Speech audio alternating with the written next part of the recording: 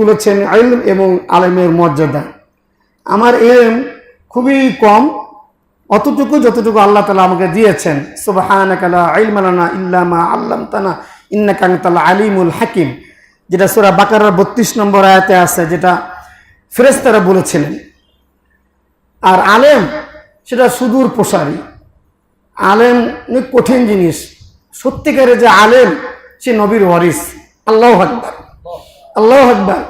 রাসূল সাল্লাল্লাহু আলাইহি সাল্লামের কাছে এক লোক আসলো, গুরু গাম্ভীর্য এসে বসলো। রাসূল সাল্লাল্লাহু আলাইহি ওয়াসাল্লাম চলে গেল। রাসূল বলল, এই লোক সম্বন্ধে তোমাদের মন্তব্য কি?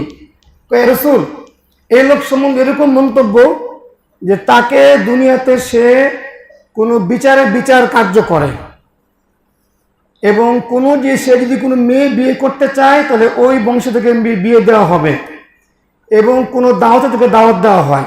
রাসূল শুনলেন।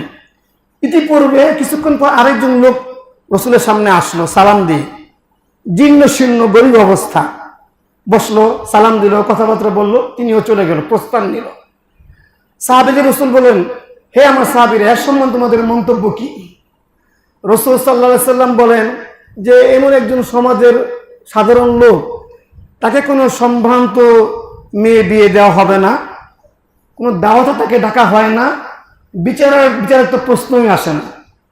রাসূল সাল্লাল্লাহু আলাইহি সাল্লাম বললেন, ওই আমার সাহাবীরা, এই প্রথম লোক দিয়ে যদি পুরো পৃথিবী ভরে দেওয়া হয়, আর এই সমস্ত লোক যদি এক পাল্লা রাখা হয়, আর পরবর্তী যে লোকটা যদি আরেক পাল্লা রাখা হয়, তার মর্যাদা আল্লাহর কাছে বেশি হয়ে যাবে। হাদিসটা সহিহ, হাদিসটা সহিহ, হাযা হাদিসুন সহিহ। যে প্রথম লোক দিয়ে যদি, আজকে প্রথম লোকের সংখ্যা আমাদের সমাজে বেশি। আপনি ইনকোয়ারি করেন, আপনি জাস্টিফাই করেন, অ্যানালাইজ করেন, তাদের সংখ্যাটাই বেশি। তাদেরকে যে অনুষ্ঠানে দাওয়াত দেওয়া হয়, বিচারক করা হয়, তাদের গণ্যমান্য করা হয়, এবং তাদের সামনে মানুষ বসতে চায়। আর জীর্ণ শীর্ণ গরিব মানুষ, তাদের সামনে কেউ বসতে চায় না, তার শরীরে গন্ধ, এমনকি মসজিদে আসলে অনেক উপেক্ষা করে। এবং মসজিদে আশ্চর্য দুঃখ লাগে, এই মসজিদে শুধু ইমামের